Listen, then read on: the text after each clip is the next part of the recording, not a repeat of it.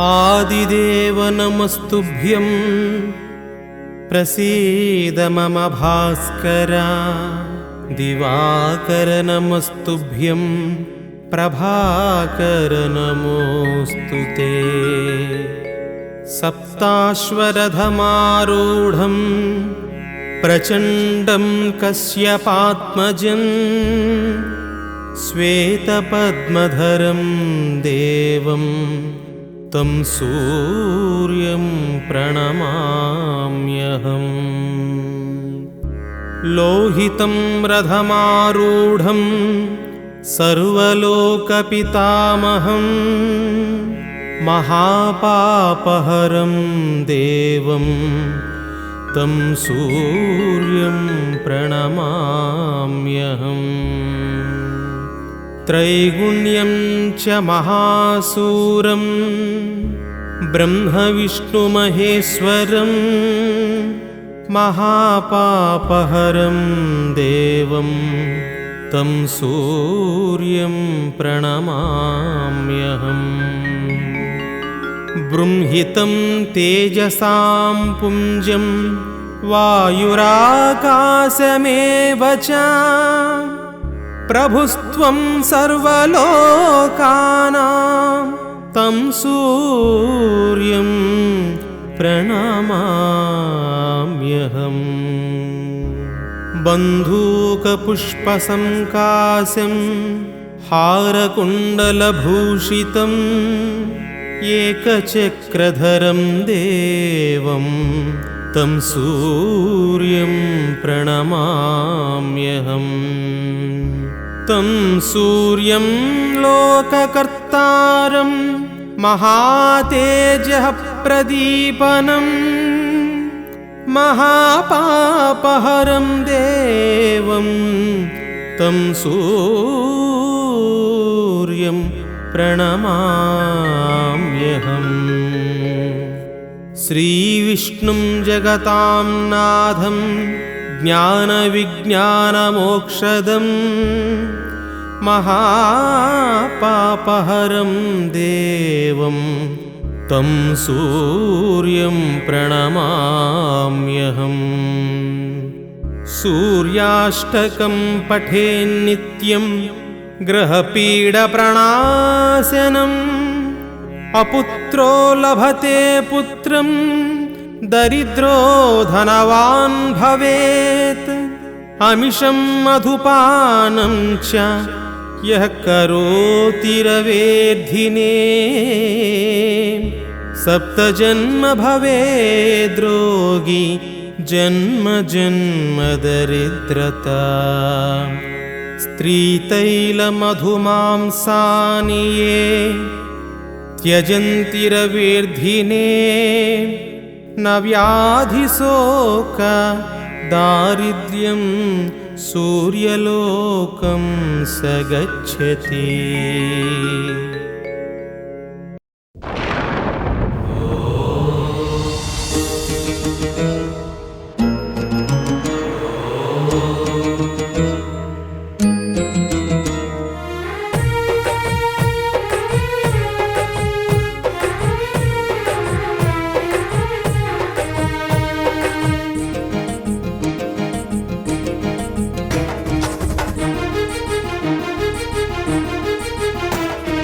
देवराजसेव्यमान पावनाङ्घ्रिपङ्कजं व्यालयज्ञसूत्रमिन्दुशेखरं कृपाकरं नारदादियोगिवृन्दवन्दितं दिगम्बरं काशिकापुराधिनाथकालभैरवं भजे। भानुकोटिभास्वरं भवद्भितारकं परं नीलकण्ठमीप्सितार्थदायकं त्रिलोचनं कालकालमम्बुजाक्षमक्षशूलमक्षरं काशिकापुराधिनाथकालभैरवं भजे।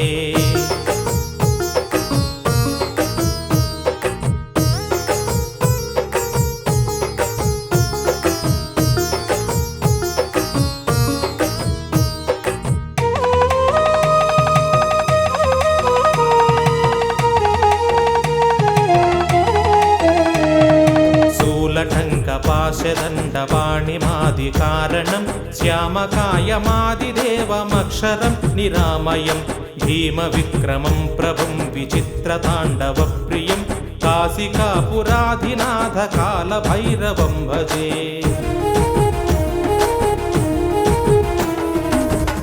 मुक्तिदायकं प्रशस्तचारुविग्रहं भक्तवत्सलं स्थिरं समस्तलोकविग्रहं निक्वणन्मनोज्ञहेमकिङ्किणीलसत्कटिं काशिकापुराधिनाथकालभैरवं भजे।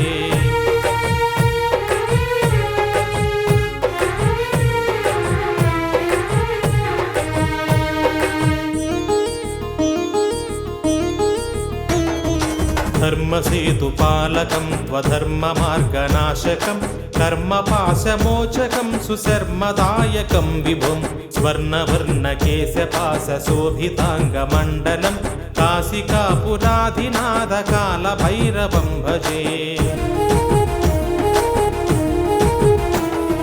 रत्नपादुकाप्रभाभिरामपादयुग्मकं नित्यमद्वितीयमिष्टदैवतं निरञ्जनं मृत्युदर्पनाशनं विराडतंष्ट्रमोक्षणं काशिकापुराधिनाथकालभैरवं भजे।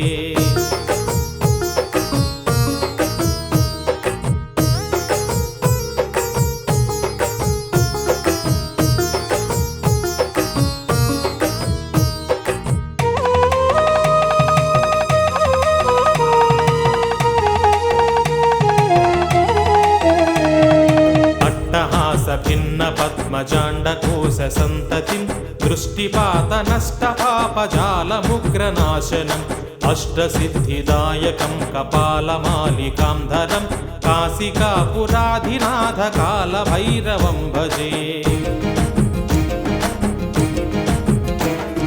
भूतसङ्घनायकं विशालकीर्तिदायकं काशीवासिलोकपुण्यपापशोधकं विभुं नीतिमार्गकोविदं पुरातनं जगत्पतिं काशिकापुराधिनाथकालभैरवं भजे।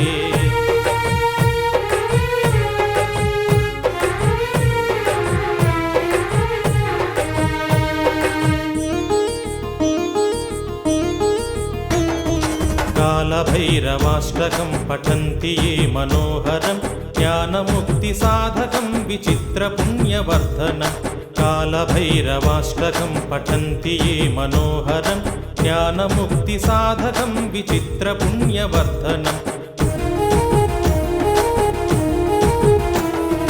शोकमोहलोभदैन्यकोपतापनाशनं ते प्रयान्ति कालभैरवाङ्घ्रिसन्निधिं ध्रुवं काशिकापुराधिनाथकालभैरवं भजे। काशिकापुराधिनाथकालभैरवं भजे।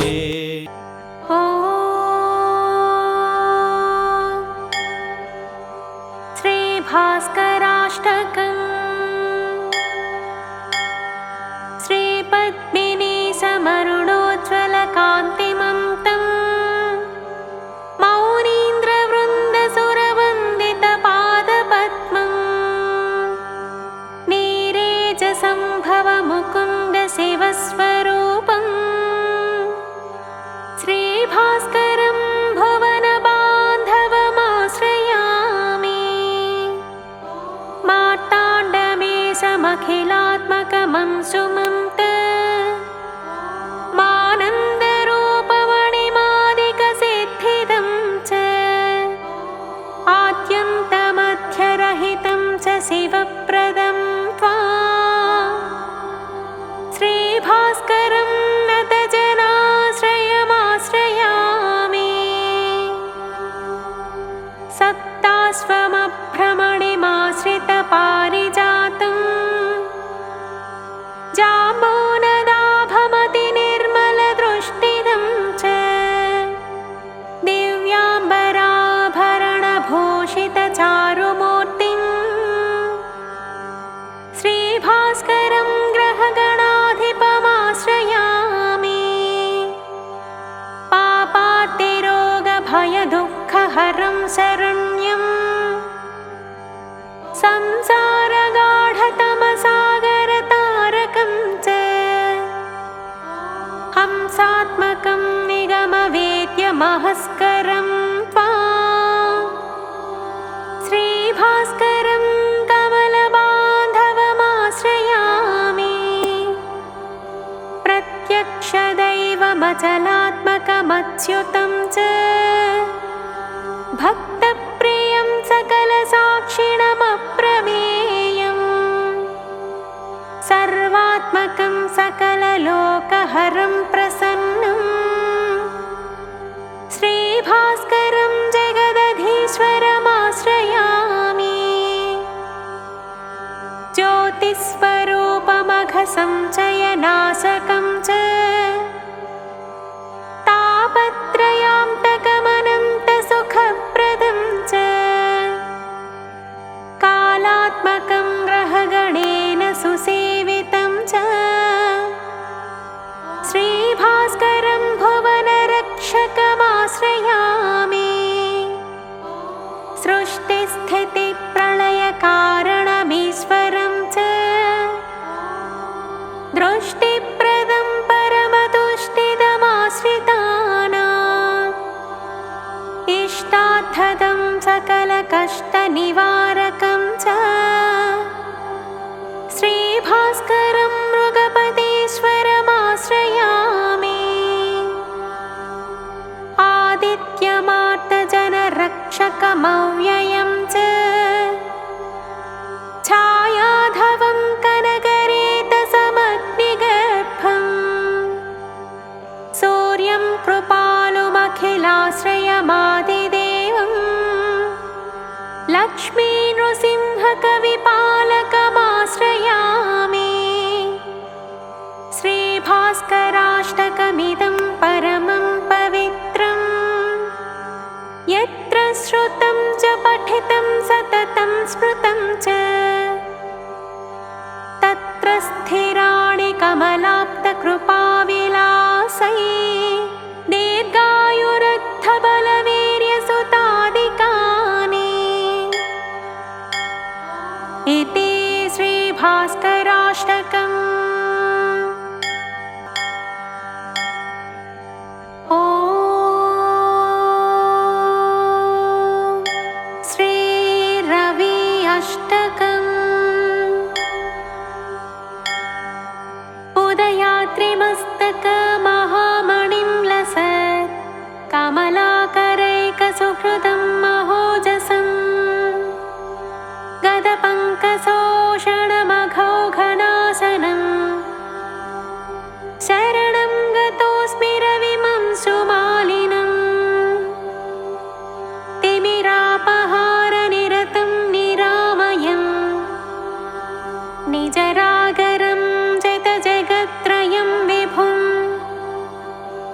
गदपङ्कशोषणमघौघनाशनं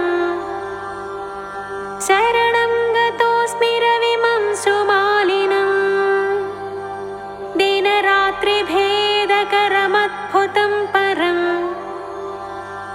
सुरवृन्दसंस्तुतचरित्रमव्ययं गदपङ्कशोषणमघौघनाशनं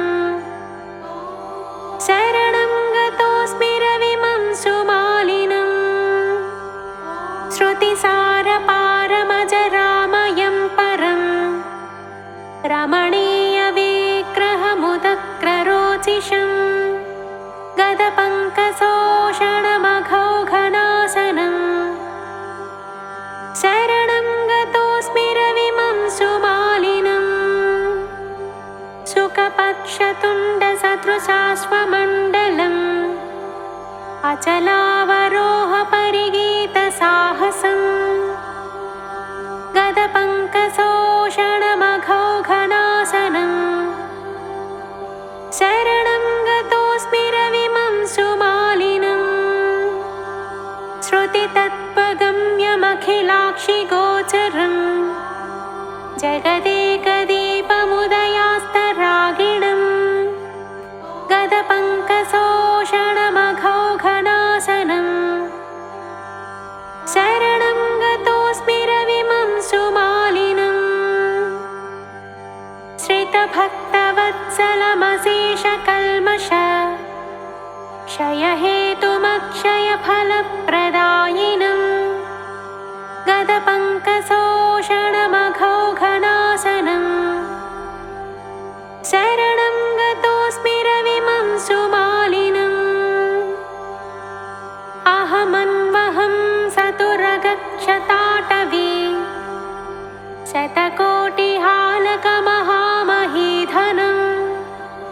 पङ्कशोषणमघौघनाशनम्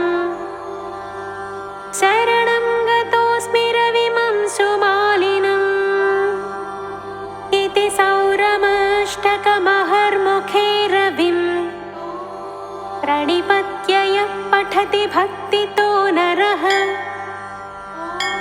स विमुच्यते सकलरोगकल्मषैः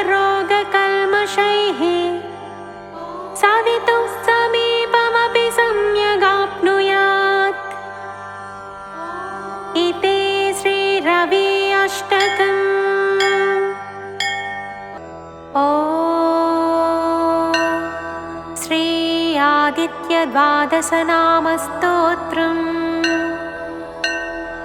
आदित्य प्रथमं नामं द्वितीयं तु दिवाकरः तृतीयं भास्करः प्रोक्तं चतुर्थं तु प्रभाकरः पञ्चमं तु सहस्रांशु षष्ठं चैव त्रिलोचनः सप्तमं हरिदस्वश्च अष्टमं तु विभावसुः नवमं दिनकृत् प्रोक्तं दशमं द्वादशात्मकः एकादशं त्रयी मूर्ति द्वादशं सूर्य एव च द्वादशादित्यनामानि प्रातः काले पठेन्नरः दुःस्वप्नो नश्यते तस्य सर्वदुःखं च नश्यति दद्रुकुष्ठहरं चैव दारिद्र्यं हरते ध्रुवं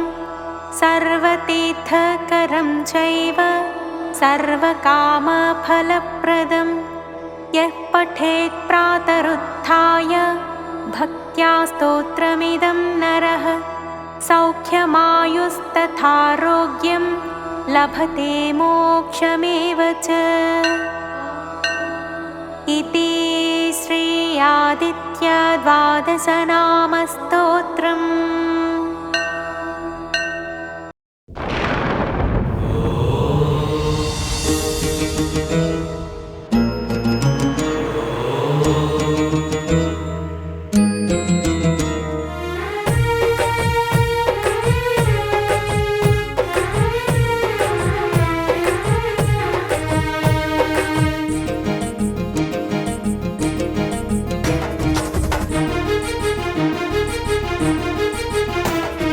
देवराजसेव्यमान पावनाङ्घ्रिपङ्कजं व्यालयज्ञसूत्रमिन्दुशेखरं कृपाकरं नारदादियोगिवृन्दवन्दितं दिगम्बरं काशिकापुराधिनाथकालभैरवं भजे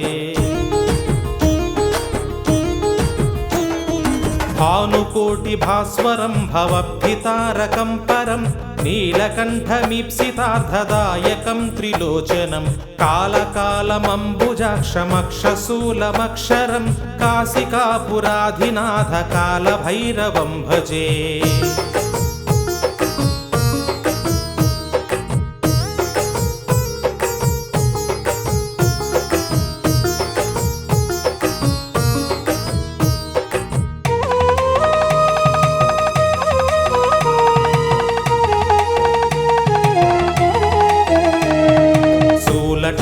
पाशदण्डपाणिमादिकारणं श्यामकायमादिदेवमक्षरं निरामयं भीमविक्रमं प्रभुं विचित्रताण्डवप्रियं काशिकापुराधिनाथकालभैरवं भजे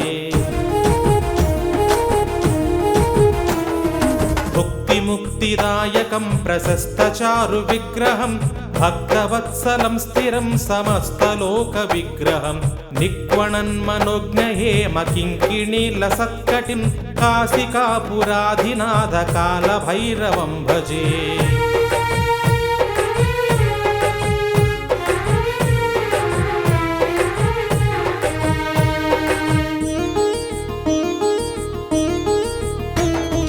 धर्मसेतुपालकं त्वधर्ममार्गनाशकं कर्मपाशमोचकं सुशर्मदायकं विभुं स्वर्णवर्णकेशपाशशोभिताङ्गमण्डलं काशिकापुराधिनाथकालभैरवं भजे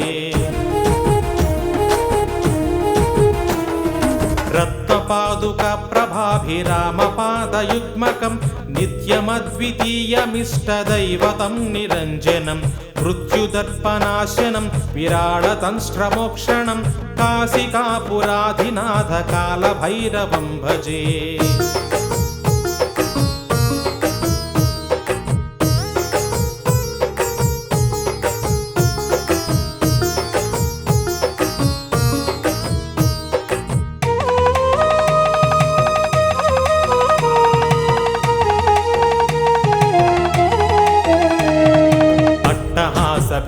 पद्मजाण्डकोशसन्ततिं दृष्टिपातनष्टपापजालमुग्रनाशनम् अष्टसिद्धिदायकं कपालमालिकां धरं काशिकापुराधिनाथकालभैरवं भजे।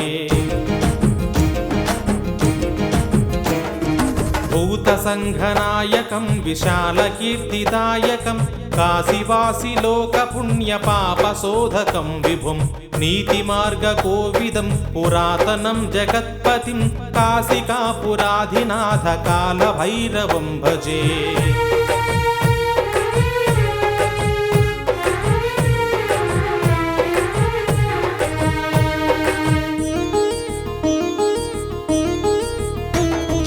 कालभैरवाष्टकं पठन्ति ये मनोहरं ज्ञानमुक्तिसाधकं विचित्रपुण्यवर्धनं कालभैरवाष्टकं पठन्ति ये मनोहरं ज्ञानमुक्तिसाधकं विचित्रपुण्यवर्धनं